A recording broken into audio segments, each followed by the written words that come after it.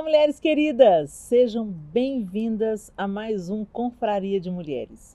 Esse programa que foi criado para levar até você um conteúdo encorajador, onde a gente fala sobre diversos assuntos muito importantes para a nossa espiritualidade, nos informa, nos dá muita coisa boa para o nosso intelecto, alimento para o nosso intelecto, mas também traz coisas leves, divertidas, inerentes ao universo feminino.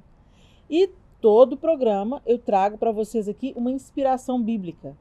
A palavra de Deus é repleta de mulheres extraordinárias e elas têm muito a nos ensinar. Então, bora aprender com a mulher de hoje? A nossa personagem bíblica inspiradora de hoje é Maria Madalena. Algumas pessoas equivocadamente acreditam que Maria Madalena é a mesma pecadora que estava prestes a ser apedrejada. Você se lembra desse episódio? Quando uma mulher é pega em flagrante adultério e é trazida para Jesus a fim de ser apedrejada. Os fariseus estavam testando Jesus e eles trazem uma mulher para ser apedrejada. Você se lembra desse episódio? E algumas pessoas colocam Maria Madalena e essa mulher adúltera como se fosse uma só pessoa. Mas os evangelhos não falam sobre isso. Vamos ver o que os evangelhos nos ensinam sobre Maria Madalena, onde ela é citada, onde o nome dela é citado, onde ela aparece. Muito bem. No evangelho de Mateus, no capítulo 27, no versos 55 e 56, diz assim: E estavam ali, olhando de longe, muitas mulheres que tinham seguido Jesus desde a Galiléia para o servir, entre as quais estavam Maria Madalena e Maria, mãe de Tiago e de José, e a mãe dos filhos de Zebedeu. Onde que está essa cena aqui? Onde que essas mulheres estavam olhando de longe? A crucificação. Então, no capítulo 27, no verso 56, a Maria Madalena é colocada, então, na cena da crucificação. Jesus está sendo crucificado e Maria Madalena, junto com outras mulheres, está ali observando, assistindo à crucificação. No verso 61 do mesmo capítulo, Maria Madalena aparece no sepultamento, quando o corpo de Jesus é retirado e elas estavam ali. No verso 27, 56, então elas são colocadas na cena da crucificação, na cena do sepultamento e na cena da ressurreição. Mateus 28, 1. Ela aparece na cena da ressurreição. E no fim do sábado, quando já despontava o primeiro dia da semana, Maria Madalena e a outra Maria foram ao sepulcro, foram ver o sepulcro. Então, Mateus, onde que o evangelista Mateus descreve Maria? Na cena da crucificação, sepultamento e ressurreição de Jesus. Marcos, da mesma maneira, ele descreve em Marcos 15:40. E também ali estavam algumas mulheres olhando de longe, entre as quais também Maria Madalena e Maria, mãe de Tiago, o menor, e de José e Salomé. Aqui, Marcos já descreve a presença de Salomé. Em Marcos 15:47, elas estavam observando onde iam colocar o corpo de Jesus. Então, mais uma vez, elas estavam observando onde Jesus estava sendo sepultado. E em Marcos 16:1, mais uma vez, ela é colocada na cena da ressurreição de Jesus. Marcos 16:1 e Marcos 16:9 descrevem isso. Marcos 16:9 diz: E Jesus, tendo ressuscitado na manhã do primeiro dia da semana, apareceu primeiramente a Maria Madalena, da qual tinha expulsado 7 demônios. Então, Marcos nos dá essa informação. E essa informação que Marcos nos dá, no capítulo 16, nos é confirmada por Lucas, no capítulo 8, no verso 2. E algumas mulheres que haviam sido curadas de espíritos malignos e de enfermidades, Maria, chamada Madalena, da qual saíram 7 demônios, e Lucas também descreve outras mulheres no capítulo 8, aí depois do verso 2, e Joana, mulher de Cusa, procurador de Herodes, e Susana, e muitas outras que o serviam com seus bens. Então, Marcos nos diz que Maria Madalena foi liberta de 7 demônios, e isso é confirmado no Evangelho de Lucas, no capítulo 8, no verso 2, da qual saíram 7 demônios, e Joana, quem era Joana? Mulher de Cusa, procurador de Herodes, e Susana, e muitas outras que o serviam com seus bens. Então aqui nós temos também outro elemento, dizendo que as mulheres que serviam a Cristo também o serviam com seus bens. E também no Evangelho de Lucas, no capítulo 24, no verso 10, diz: e eram Maria Madalena e Joana e Maria, mãe de Tiago, e as outras que com ela estavam, as que diziam essas coisas aos apóstolos. Aqui Lucas está, então, dizendo que as mulheres iam contando para os apóstolos o que tinha acontecido, né? Voltando do sepulcro, anunciaram todas essas coisas aos 11 e aos demais. Elas estavam proclamando a ressurreição de Jesus. Então, Maria Madalena, volto a dizer, nos 3 evangelhos, ela é colocada na cena da crucificação, ela é colocada na cena do sepultamento, ela está vendo onde estão colocando o corpo de Jesus, e na cena da ressurreição, quando elas vão ao sepulcro para preparar o corpo de Jesus, elas então se deparam com o sepulcro vazio, e Jesus se revela a Maria Madalena. E no Evangelho de Marcos e Lucas, nos dão uma informação a mais sobre Maria Madalena, que ela havia sido liberta de 7 demônios. O evangelista João também cita Maria nas mesmas circunstâncias. Junto à cruz de Jesus estava sua mãe e a irmã de sua mãe, Maria, mulher de Clopas, e Maria Madalena. Então, a gente deixa claro aqui pelos evangelistas que as mulheres estavam aos pés da cruz. Elas estavam ali assistindo a crucificação de Jesus. E no primeiro dia da semana, João 21, Maria Madalena foi ao sepulcro de madrugada, sendo ainda escuro, e viu a pedra retirada do sepulcro. Mais uma vez, Maria Madalena na cena da ressurreição. E no verso 18 do mesmo capítulo, Maria Madalena foi e anunciou aos discípulos que vira o Senhor e que ele lhe dissera isto. Então, percebam, Maria Madalena é colocada aqui pelos evangelhos como uma mulher que foi liberta de 7 demônios. Ah, Helena, mas imagina, ser possessa de 7 demônios, essa mulher deve ter aprontado. Pode ser, mas não é isso que a Bíblia fala. Não fala que ela foi adúltera, que ela foi prostituta, não fala nada disso. Fala que ela foi liberta de 7 demônios. E fala que era uma mulher extremamente devotada ao Senhor. O que é importante aqui, o que eu quero enfatizar aqui, não é se Maria era adúltera ou não era, se tinha uma vida promíscua ou não tinha, se tinha 1 milhão de pecados ou não tinha. O que esses 7 demônios levaram ela a fazer? Não é isso que vem ao caso. O que vem ao caso é a maravilhosa graça que alcançou e libertou Maria Madalena. E a partir desse momento que Maria foi liberta de 7 demônios, ela se voltou totalmente para Jesus. Ela se tornou uma mulher totalmente entregue, totalmente rendida, totalmente devotada, totalmente apaixonada pelo Senhor. Uma adoradora. Adoração é amor extremo.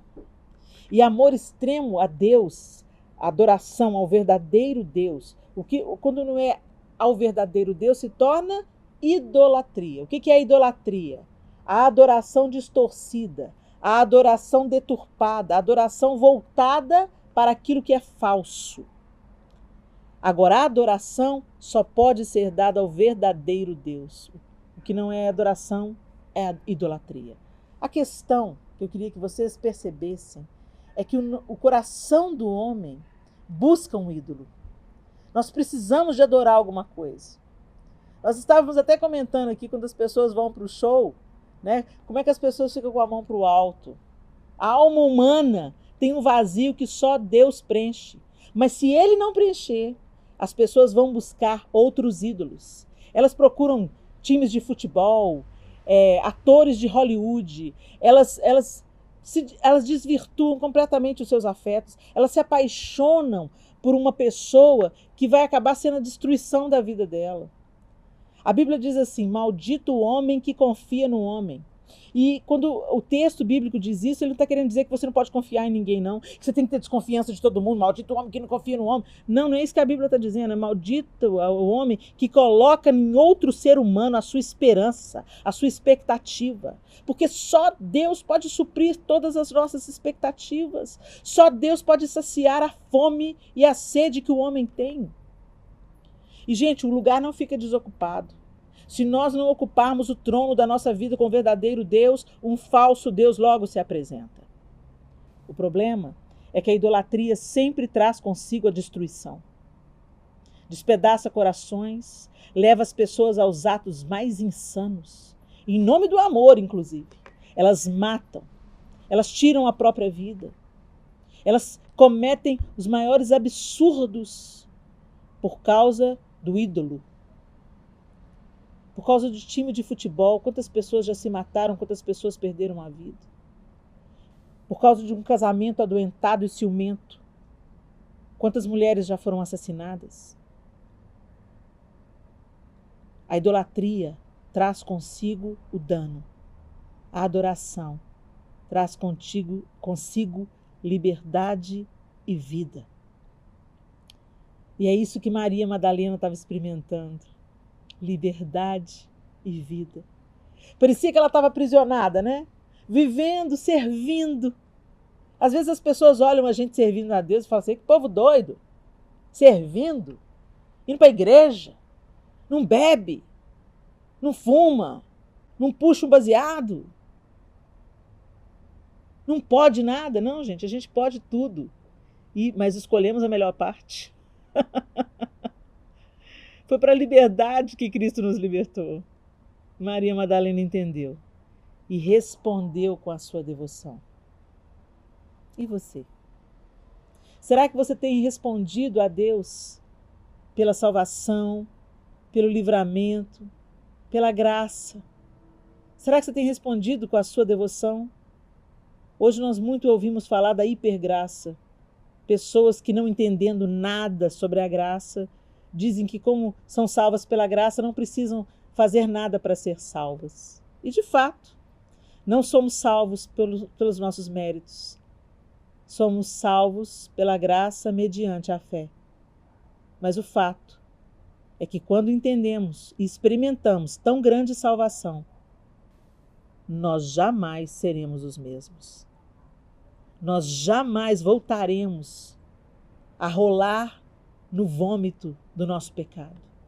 Nós jamais continuaremos percorrendo a mesma jornada de destruição. Nós entramos pelo caminho da vida e seguiremos pelo caminho da vida. Que o seu relacionamento com Deus não seja apenas um relacionamento utilitarista, onde Deus se torna seu servo. Isso não existe. Que você experimente a paternidade de Deus e que Ele inaugure na sua vida um novo e vivo caminho, onde você viva como Maria Madalena, uma adoradora, rendida, entregue, serva, dependente, confiante e apaixonada. Que Deus abençoe você.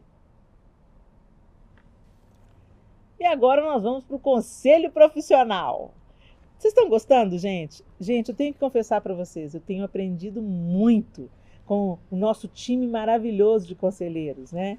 De profissionais aí. Nós temos a Virgínia Pérez, que é sexóloga, nós temos o Diogo Gonçalves, que é o consultor de finanças, nós temos a Aline Girundi, que é a nossa advogada, que tem nos ensinado tanto. Mas a pergunta de hoje é para a nossa querida doutora cirurgiã plástica, doutora Paula Furtado. Paulinha, tem uma pergunta interessante para você hoje. Vamos lá para a nossa pergunta? Paulinha, a porcentagem de mulheres que se arrepende de procedimentos estéticos é grande? Não, você sabe que não, Helena. É engraçado. Na verdade, a porcentagem de pessoas que voltam para um segundo, um terceiro procedimento é maior do que pacientes que se arrependeram do procedimento. Então, na verdade, é o oposto. O número de porcentagem é grande de pacientes que querem continuar fazendo procedimentos e não das que arrependeram. Interessante, né? As pessoas tem até uma brincadeira que as pessoas falam que viciaram em cirurgia plástica e tal, porque acaba que a autoestima fica tão elevada com um procedimento que você acaba encorajando, né, a fazer outros procedimentos pela aquela sensação de de se olhar e se ver tão bonita, né? E aquela sensação de autoestima estimulada, né? Naquele processo. Então, é interessante isso. Mas realmente a porcentagem de pacientes que arrepende é muito, muito menor do que a porcentagem de pacientes que amaram e querem fazer mais procedimentos. Obrigada, Paulinha, querida. Obrigada pela sua dica, obrigada pelo seu conselho, obrigada pela sua informação. Presta atenção, hein, gente? Cirurgia plástica é coisa séria. Então, se você realmente já ponderou, já orou sobre isso, já conversou com outras pessoas, é fundamental que você encontre um profissional sério. Vale a dica. Que Deus abençoe vocês através da dica aí da Paulinha. E a gente faz o quê? Vamos para as dicas do nosso universo feminino. Será que a gente vai aprender o que hoje? Vocês estão gostando das dicas? E dos livros que a gente está indicando? Gente, leia os livros. É muito importante a gente nutrir as nossas ideias com boa literatura. Antes de mais nada, o livro dos livros, a Bíblia. E depois tem muita gente boa, autores que escrevem, desenvolvem suas ideias com a Bíblia como seu manual de instrução principal. Então, presta atenção nas nossas listas de leitura, compre o seu livro, desenvolva o hábito da leitura. Você vai falar melhor, você vai escrever melhor, além de ter muita informação boa aí, transformando a sua vida. Amém? Vamos lá para a dica de hoje. Olá, mulheres queridas, lindezas, sejam bem-vindas a esse momento só nosso, para nós trocarmos algumas dicas, coisas simples, coisas do dia a dia, coisas para simplificar a sua vida. E a gente sempre começa com o quê? Com uma dica de livro, porque a gente precisa expandir os nossos pensamentos, o nosso vocabulário. Então a gente acredita que a boa leitura é um bom começo para nós nos desenvolvermos, crescermos em vários aspectos. E hoje eu vou quebrar o protocolo. Ao invés de compartilhar com vocês um livro que eu já li e recomendo, eu vou compartilhar com vocês um livro que chegou às minhas mãos e que eu estou doida para ler. Estou convidando você para ler junto comigo. Um livro fresquinho, acabou de chegar, se chama De Eva a Esther. De Eva a Esther, um relato sobre grandes mulheres da Bíblia. Olha que capa mais linda, gente! A Débora Ottoni é esposa do Marcos Almeida, né? Nosso querido Marcos Almeida, que canta e encanta. A Débora Ottoni é uma mulher muito inteligente e ela reuniu 12 amigas de diversas faixas etárias e pensamentos enfim, um grupo diverso de mulheres, 12 mulheres, e elas estão contando as histórias das mulheres da Bíblia. Então eu vou ler para vocês, como de costume, a contracapa. Eu estou muito empolgada com esse livro. Ele está sendo super bem recomendado e chegou para mim como um presente. Deixa eu te mostrar a capa novamente. Tá aí, ó. É pela Thomas Nelson. Então entra lá na internet e procura esse livro que saiu pela Thomas Nelson e tá fresquinho. Vamos ler juntas? Vamos lá.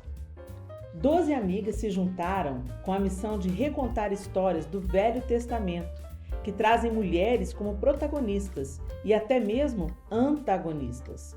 Movidas pela pergunta: o que Eva ou Esther diriam se pudessem contar a própria história? As autoras elaboraram e recriaram cenários, comportamentos, verdades. De Eva a Esther é um palco para que a gente assista narrativas apresentadas como nunca antes foram e olhar com mais graça e carinho para a nossa própria jornada.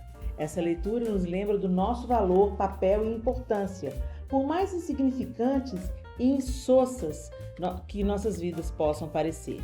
Convidamos você a abrir essas páginas com expectativa e muita criatividade. Cada parágrafo dessa aventura foi escrito pensando em você. Super legal, né? De Eva a Esther, um relato sobre grandes mulheres da Bíblia. Tá aí, da Débora Ottoni e mais amigas, ok? Muito bem. Você, com certeza, já deve ter ouvido falar dessa super dica de como manter a manga arregaçada, sem ela toda hora ficar caindo. A manga comprida da camisa, como essa que eu estou usando, a manga comprida do blazer. E aí você já viu essa dica por aí com certeza. Se você ainda não viu, uma boa dica é usar uma gominha. Aqui em Belo Horizonte, gente, aqui em Minas Gerais, a gente chama de gominha, né? Mas eu não sei de que parte do país você está assistindo Confraria de Mulheres. Mas é esse elástico que a gente usa para prender o cabelo, não é?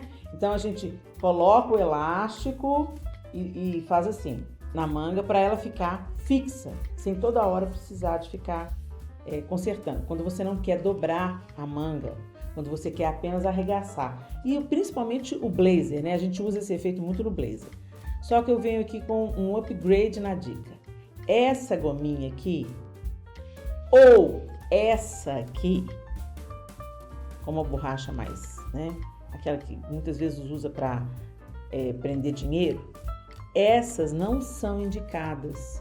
Por quê, gente? Porque prende a circulação sanguínea e pode ser até perigoso, formar um coágulo, entendeu? Então, nada de usar essas gominhas na aplicação dessa técnica para manter a manga arregaçada. Ah, Helena, então significa que não funciona mais? Não pode usar mais? Pode sim, é só você adquirir esse modelo aqui, olha. Esse modelo, que parece um espiral de caderno, né? Esse modelo você pode usar. E você pode adquirir, esse aqui tá colorido, que eu peguei emprestado com a Sofia, mas você pode usar, por exemplo, um transparente, se a roupa é clara, ou você pode também comprar um pretinho, se o blazer for escuro, azul marinho, preto, né? Porque aí, se vazar um pouquinho, não aparece demais. Então, como é que você faz? Usa exatamente como você usaria o outro, tá?